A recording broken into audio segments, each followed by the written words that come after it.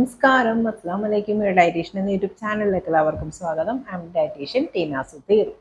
Wait കുറയ്ക്കാനൊക്കെ എല്ലാവർക്കും വലിയ ഇഷ്ടമാണ് അല്ലേ? പക്ഷേ അത് വളരെ ഒരു ടാസ്ക് ആയിട്ട് കാണുന്നവരുണ്ട്. കാരണം വെയിറ്റ് ലോസ് എന്ന് പറയുന്നത് എനിക്കൊന്നും സാധിക്കില്ല, ഇങ്ങനെയുള്ള ഭക്ഷണമൊക്കെ എങ്ങനെ കഴിക്കണേ എന്നുള്ളതൊക്കെ തോന്നലുണ്ടാവുന്ന ആളുകളുണ്ടാവും. പക്ഷേ നിങ്ങൾ ഒരു കാര്യം മനസ്സിലാക്കുക, വെയിറ്റ് ലോസ് എന്ന് പറയുന്നത് ഈസിയർ ആയിട്ടുള്ള കാര്യമാണ്, അത്രയും കോംപ്ലിക്കേറ്റഡ് ഒന്നും അല്ല ശരിക്കും പറഞ്ഞാൽ. പിന്നെ ചിലർക്കൊക്കെ അവരുടെ ബോഡി സ്ട്രക്ചർ, ചിലർക്ക് ഇത്തിരി വെയിറ്റുള്ള ശരീരപ്രകൃതമായിരിക്കും ഇഷ്ടം, ചിലർക്ക് മെലിഞ്ഞ ശരീരപ്രകൃതമായിരിക്കും ഇഷ്ടം. വെയിറ്റ് കുറയ്ക്കാൻ ആഗ്രഹമുള്ളവർ, എല്ലാവരെയും നിർബന്ധിക്കുന്നൊന്നുമില്ല വെയിറ്റ് കുറയ്ക്കണമെന്ന്, ആഗ്രഹം ഉള്ളവർ ഞാനൊരു ഡയറ്റ് പ്ലാൻ പറഞ്ഞുതരാം. അത് കറക്റ്റായിട്ട് ഫോളോ ചെയ്യുവാണെങ്കിൽ നിങ്ങളുടെ വെയിറ്റ് ലോസ് വളരെ ഫാസ്റ്റായിട്ട് ഉണ്ടാകുന്നതായിരിക്കും കേട്ടോ. ഇനി വെയിറ്റ് ലോസിനെ കുറിച്ച് കുറച്ച് കാര്യങ്ങൾ പറയാം. വെയിറ്റ് ലോസ് എന്ന് പറയുന്നത് എപ്പോഴും കൺസിസ്റ്റൻ്റ് ആയിട്ട് ചെയ്യണം, അതാണ് ഇമ്പോർട്ടൻറ്റ്. ഒരു 6 മാസമെങ്കിലും നിങ്ങൾ കറക്റ്റായിട്ട് ഡയറ്റ് പ്ലാനൊക്കെ ഫോളോ ചെയ്ത് നിങ്ങളുടെ ലൈഫ് സ്റ്റൈലൊക്കെ ഒന്ന് മാറ്റിയാൽ മാത്രമേ പെർമനൻ്റ് ആയിട്ടുള്ള ഒരു വെയിറ്റ് ലോസ് ഉണ്ടാവുള്ളൂ. അല്ലാതെ ഒരു മാസം നിങ്ങൾ കറക്റ്റായിട്ട് ഡയറ്റ് നോക്കിയിട്ട് അടുത്ത മാസം അത് തെറ്റിക്കുകയാണെങ്കിൽ പെട്ടെന്ന് വെയിറ്റ് ഗെയിൻ ഉണ്ടാവും. മനസ്സിലായോ? അതുകൊണ്ട് ഒരു 6 മന്തെങ്കിലും കൺസിസ്റ്റൻ്റ് ആയിട്ട് നോക്കുക. അതിനുശേഷം അല്പസ്വല്പമൊക്കെ നിങ്ങൾക്ക് ഇഷ്ടമുള്ള ആഹാര സാധനമൊക്കെ കഴിച്ചു കഴിഞ്ഞാൽ തന്നെയും വെയിറ്റ് പെട്ടെന്നൊന്നും കൂടത്തില്ല. ഇന്നത്തെ ഡയറ്റ് പ്ലാനിൽ വളരെ സിമ്പിളായിട്ടുള്ള ഭക്ഷണ സാധനം മാത്രമേ ഞാൻ പറയുന്നുള്ളൂ. കാരണം എല്ലാവർക്കും നോക്കാൻ പറ്റിയ ഡയറ്റ് പ്ലാനാണ്. വീട്ടിലുണ്ടാക്കുന്ന ആഹാരം വെച്ചുകൊണ്ട് തന്നെ എങ്ങനെ വെയിറ്റ് കുറയ്ക്കാം എന്നതാണ് ഞാൻ ഉദ്ദേശിക്കുന്നത്. കാരണം ഈ സിംഗിൾ ആയിട്ടുള്ളവർക്കൊക്കെ എങ്ങനെയാണെങ്കിലും ഡയറ്റ് നോക്കാനായിട്ട് സാധിക്കും. പക്ഷെ ഒരു കുടുംബമൊക്കെ ആയിട്ട് കഴിയുന്നവർക്ക്, മിക്കവാറും ലേഡീസിനൊക്കെ ഒരു വീട്ടിൽ കഴിയാണ്, എല്ലാ ഫാമിലി മെമ്പേഴ്സും ഉണ്ട്, പക്ഷെ വെയിറ്റ് കുറയ്ക്കാൻ ആഗ്രഹമുണ്ട്. ഈ കോംപ്ലിക്കേറ്റഡ് ആയിട്ടുള്ള ആഹാര സാധനമൊക്കെ അവർക്ക് മാത്രമായിട്ട് ഉണ്ടാക്കി കഴിക്കുക എന്ന് പറയുന്നത് വലിയ ബുദ്ധിമുട്ടുള്ള കാര്യമായിരിക്കും. അപ്പോൾ നിങ്ങളുടെ വീട്ടിൽ എന്താ ഉണ്ടാക്കുന്നതെന്ന് വെച്ചുകൊണ്ട് തന്നെ നിങ്ങൾക്ക് വെയിറ്റ് കുറയ്ക്കാൻ സാധിക്കുന്നതാണ്. കൂടുതൽ ഞാൻ ദീർഘിപ്പിക്കുന്നില്ല, ഡയറ്റ് പ്ലാനിലോട്ട് കിടക്കാം കേട്ടോ. രാവിലെ നിങ്ങൾ ബ്രഷ് ചെയ്യുന്നതിന് മുമ്പ് തന്നെ ഓയിൽ പുള്ളിങ് ചെയ്യുക. അതായത് കോക്കനട്ട് ഓയിലാണ് അതിന് ബെറ്റർ. 1 സ്പൂണ് കോക്കനട്ട് ഓയിൽ എടുത്തിട്ട് നിങ്ങളുടെ വായിലിടാം, എന്നിട്ട് ജസ്റ്റ് ഒന്ന് കുലുക്കൊഴിയുക, എന്നിട്ട് തുപ്പിക്കളയുക. ഇതാണ് ഓയിൽ പുള്ളിങ്. ഇത് വളരെയധികം ബെനിഫിറ്റ് ഉണ്ടാക്കുന്നതാണ് നമ്മുടെ ശരീരത്തിന്.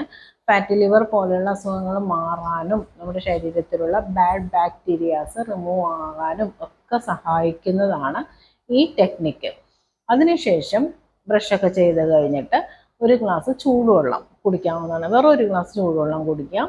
അതിനുശേഷം ബ്രേക്ക്ഫാസ്റ്റിൻ്റെ ഐഡിയൽ ടൈം എന്ന് പറയുന്നത് 8:30 to 9:30 ആട്ടോ. അതിനോടുള്ളിൽ ബ്രേക്ക്ഫാസ്റ്റ് കഴിക്കുവാണെങ്കിലും വളരെ നല്ലത്.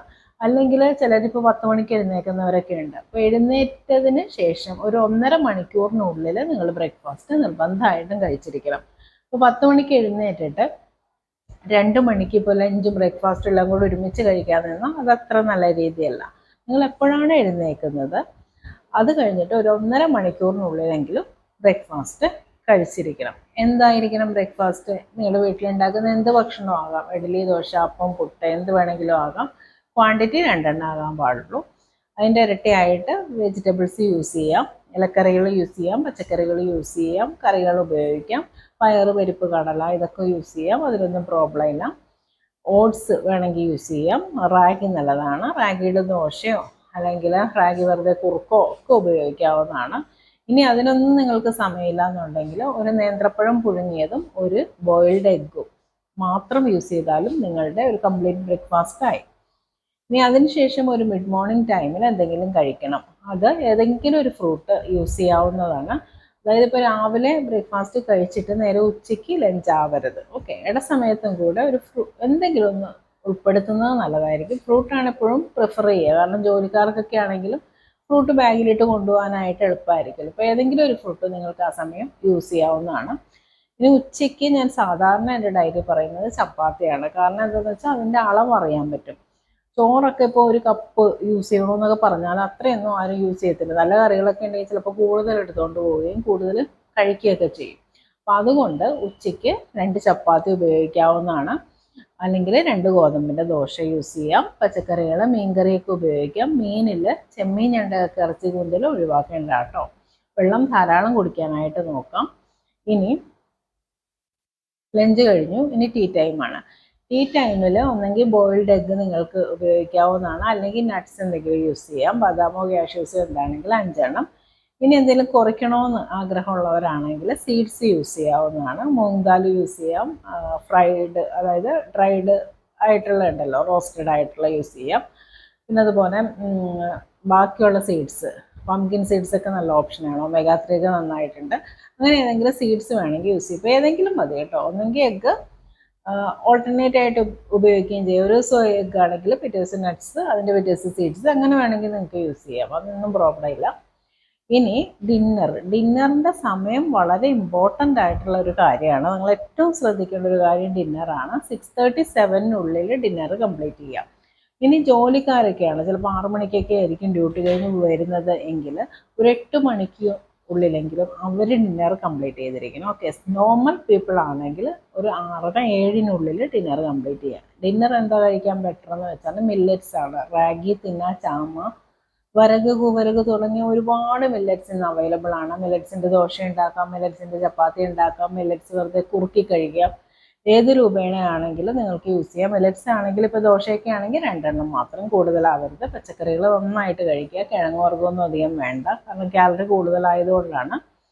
ബാക്കി വെജിറ്റബിൾസ്, പയറുവർഗ്ഗങ്ങൾ, മീൻ യൂസ് ചെയ്യാം. ചിക്കൻ ആണെങ്കിൽ ആഴ്ചയിലൊരിക്കൽ ഉപയോഗിക്കാം. ബീഫ്, മട്ടൺ കഴിയുന്നത്ര ഒഴിവാക്കുന്നതാണ് ബെറ്റർ.